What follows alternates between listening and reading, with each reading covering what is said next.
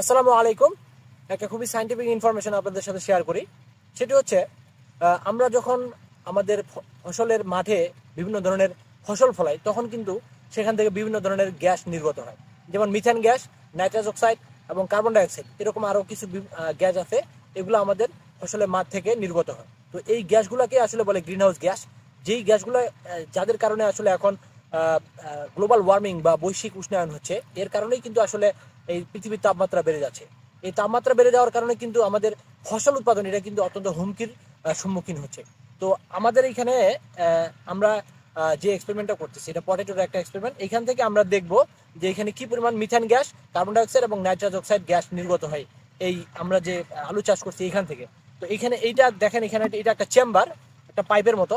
এই চেম্বারে এখানে একটা আমরা পাইপ লাগাইছি। এখান থেকে এটা আধা ঘন্টার মতো আমরা এখানে রাখবো এই চেম্বারটা, এবং পরবর্তীতে এখান থেকে সিরিঞ্জের মাধ্যমে আমরা এই যে গ্যাসটা বের করে নিব। এই গ্যাসটা বের করার পরে আমরা এটাকে অ্যানালাইসিস করবো যে এখানে কি পরিমাণ মিথেন গ্যাস, নাইট্রাস অক্সাইড এবং কার্বন ডাইঅক্সাইড গ্যাস এখান থেকে নির্গত হয়েছে। তো এই জিনিসটা আপনাদের সাথে শেয়ার করলাম।